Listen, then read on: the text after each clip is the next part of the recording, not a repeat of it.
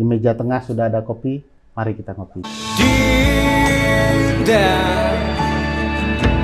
tulara, mempesona hari-hariku. Dinda, lembut senyummu membuatku larut. Terima kasih Febri, tadi sudah menguraikan banyak hal. Pertanyaan berikutnya adalah bagaimana KPK bisa menemukan juru bicara independen dan berkualitas kalau ternyata publik melihat seleksi pimpinan saja tidak independen sama DPR begitu. Apa jaminannya juru bicara akan independen dan berkualitas dalam proses seleksi ini? Seleksinya berbeda. Seleksinya kalau pimpinan kan seleksinya oleh pansel yang dibentuk oleh presiden dan kemudian dipilih oleh DPR. Dan mungkin perhatian publiknya juga berbeda ya. Untuk seleksi juru bicara ini lebih pada seleksi sama seperti seleksi para pejabat struktural yang ada di KPK. Tapi ada peran pimpinan? Tentu saja, karena pada saat proses akhir setelah di konsultan eksternal selesai, ada proses wawancara dengan user begitu ya. Kalau saya dulu dengan pimpinan, saya tidak tahu sekarang karena pada saat saya ikut seleksi itu yang dicari adalah kepala biro humas. Jadi sebenarnya jabatan yang dibuka pada saat saya seleksi adalah kepala biro humas. Yang melekat di dalamnya. Di dalamnya salah satu tugas kepala biro humas itu adalah menjadi juru bicara. Setelah tahun 2018 kan kemudian dipisah. Tugas juru bicara dipisahkan, dia berada secara struktur di leher pimpinan begitu. Untuk menyingkirkan Febri Diansah. Enggak, itu 2018 itu masih era pimpinan sebelumnya, dan saya termasuk salah satu yang mengusulkan agar dua jabatan ini dipisah. Kan banyak masukan lah pada saat itu dari praktisi PR, dari Mas Johan juga saya kontak seperti itu, dan dari beban kerja yang dilakukan sehari-hari. Karena humas ini kan soal strategi komunikasi, bagaimana memaksimalkan saluran-saluran lain selain pemberitaan, dan juru bicara fokus pada fungsi kejurubicaraannya itu. Nah, apakah perlu tim yang cukup banyak atau tidak, itu perdebatan lain yang sedang kita bahas juga saat ini. Jadi seleksi juru bicara makanya disebut spesialis humas utama. Jadi di bawah kepala biro humas itu ada dua kepala bagian. Nah, pegawainya di bawah kepala bagian itu ada spesialis humas muda, spesialis humas madya, dan kalau spesialis humas utama itu kurang lebih setara dengan kepala bagian, tapi fungsinya jauh lebih strategis terkait dengan komunikasi publik itu tadi. Saya cukup berharap sebenarnya proses yang terbuka ini bisa menemukan minimal calon-calon yang bisa berkontribusi menjadi juru bicara. Meskipun ada pertanyaan juga.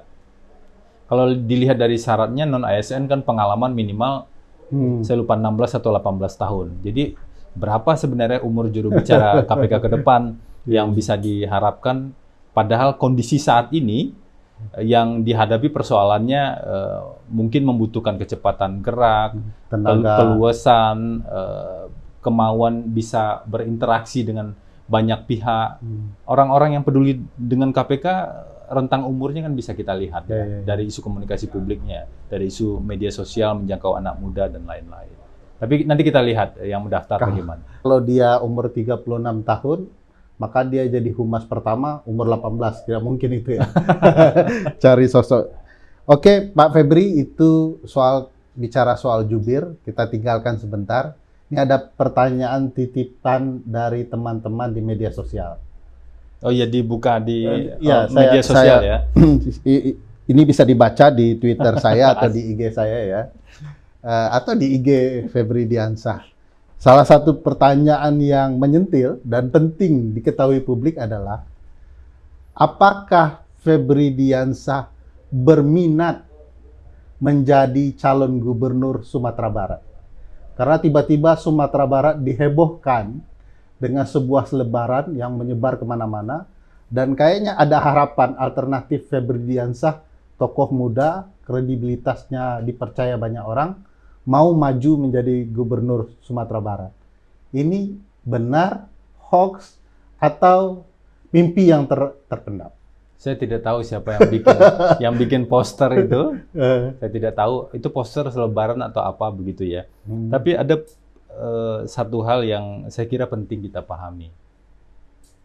Saat saya berada di luar KPK, salah satu poin kritik pada saat itu, dan saya lihat teman-teman sekarang juga demikian, memastikan mantan pejabat di KPK, mulai dari pimpinan, pejabat struktural, ataupun pegawai KPK, itu setelah dari KPK menjalankan pekerjaan yang tidak ada atau lebih minim konflik kepentingan dengan apa yang dikerjakan di KPK.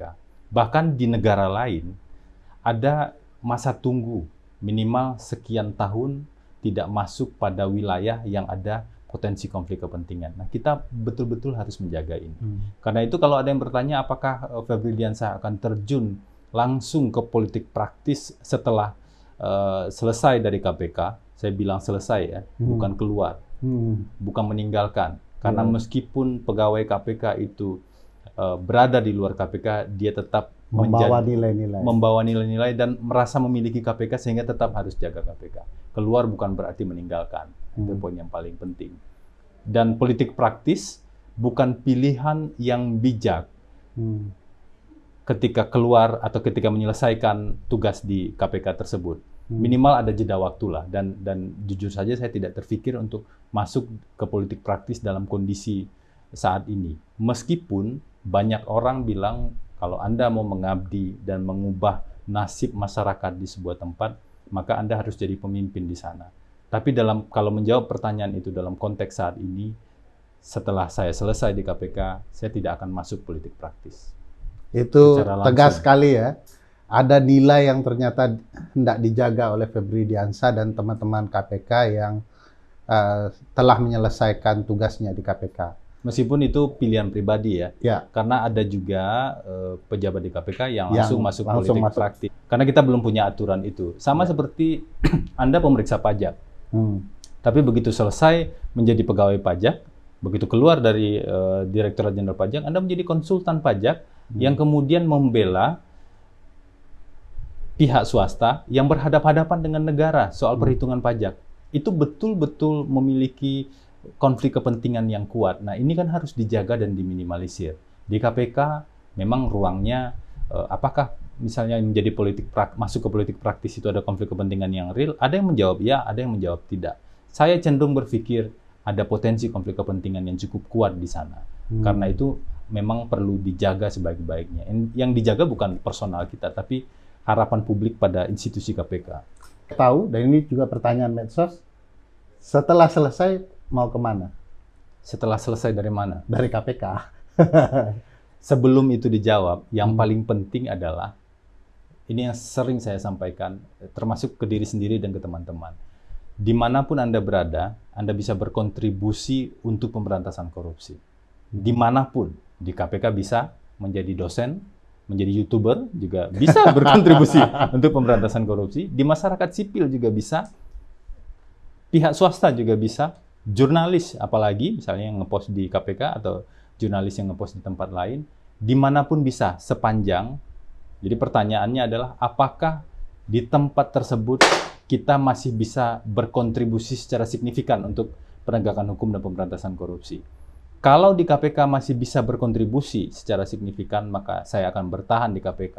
Tapi kalau sudah tidak bisa berkontribusi atau ada tempat lain yang saya pikir, itu juga dengan diskusi dengan teman-teman, bisa lebih berkontribusi untuk penegakan hukum dan pemberantasan korupsi, maka alternatifnya sangat terbuka sebenarnya. Menarik. Saya akan memberikan 2 pertanyaan terakhir dan meminta pernyataan Febri Diansah soal pergerakan anti korupsi. 2 pertanyaan terakhir. Pertama, masih ada 2 ya? Ini ringkas saja. Siapakah pemain tenis favorit Anda? Ini titipan pertanyaan dari media sosial. Saya tidak terlalu suka tenis ya? Tidak terlalu suka tenis, tidak suka mainnya, tidak suka melihatnya. Yang saya ingat soal tenis itu adalah Gayus Tambunan pada saat itu. Mungkin ini maksud penanya ini ya. Yang saya ingat. Saya ingat ya, Gayus. Yang kedua adalah Febri Diansah itu dikenal hobi membaca. Makanya ulasan Anda itu dalam, ingat banyak hal. Tapi pertanyaannya adalah, selain membaca, Anda punya hobi apa lagi? Apalagi selain membaca? Sebenarnya membaca itu tidak bisa disebut hobi begitu ya. Kewajiban. Kewajiban, apalagi kalau dikasih tugas gitu ya. kan. Mau tidak mau harus membaca. Hobi, ya kalau di rumah saya memelihara ikan ya di akuarium. Itu sebenarnya bukan hobi, tapi lebih mirip pelarian. Dulu sempat juga melihara akuarium di kantor ya, untuk menambah tempat pelarian baru ya. Dulu waktu masih di gratifikasi, jadi ada aquascape kecil begitu yang kami iuran bersama-sama dan kemudian kami pelihara begitu. Dan gagal karena pada saat libur panjang lumutnya bisa tumbuh sangat Dan banyak. mati gitu semua kan. ya. Artinya Karena mungkin kalau tidak akuarium dijaga suka air, kebersihan, gitu. suatu tempat, suatu saat bisa mati ya. Dan ikan-ikan itu sebenarnya kan bisa diajak bicara. Oh, Wois, ini menarik. Sudah ternyata mantan juru bicara KPK supranatural juga. Terakhir, Febri, terima kasih sudah hadir di program Meja Tengah ini, menyampaikan banyak hal. Mudah-mudahan apa yang disampaikannya bisa membantu gerakan anti korupsi, semangat anti korupsi. Terakhir kepada Febri, mungkin kita minta 1 menit pesan terhadap pegiat anti korupsi di mana saja berada. Ke depan harus berbuat apa? Sebenarnya kita adalah bagian dari seluruh perjuangan anti korupsi. Siapapun kita ya. Karena saya, Bang Ferry, atau teman-teman semua, itu sekaligus adalah korban korupsi. Dalam perspektif korban korupsi inilah, sikap abai kita justru akan abai atau mungkin nggak begitu peduli karena kita belum merasakan langsung, sikap itu justru akan membuat korupsi semakin kuat. Jadi terlibat dalam setiap upaya pemberantasan korupsi mulai dari hal yang kecil sampai pada hal yang signifikan. Kalau yang signifikan dan gede itu misalnya Anda mau jadi menangani kasus korupsi atau melakukan investigasi kasus korupsi, atau dimulai dari membentuk sistem anti korupsi di lingkungan yang paling kecil, di keluarga, tidak membayar uang tambahan, atau menjadi bagian dari gerakan anti korupsi di masyarakat sipil dan di kampus, itu harus terus kita lakukan. Akhir-akhir ini mungkin beberapa teman bilang, apa iya kita bisa membangun gerakan anti korupsi di tengah himpitan sistem dan tekanan-tekanan yang luar biasa dan deretan kegagalan advokasi, begitu kan? Saya pikir kita harus jalan terus. Soal gagal hari ini kita pandang itu investasi untuk ke depan. Karena zaman bisa berbeda, kekuatan politik memang bisa saja sangat mencekam saat ini begitu ya. Dari siapapun itu, tetapi gerakan masyarakat sipil ini menjadi bagian yang penting saya kira. Kesadaran bersama ini. Apalagi kalau nanti seluruh masyarakat menyadari bahwa kita adalah korban korupsi. Terima kasih Febri Diansah pemikirannya. Di meja tengah sudah ada kopi, mari kita ngopi. Takkan ada menandingi pesonamu, wahai Adinda, Dinda. Takkan pernah tergantikan posisimu di hatiku. Satu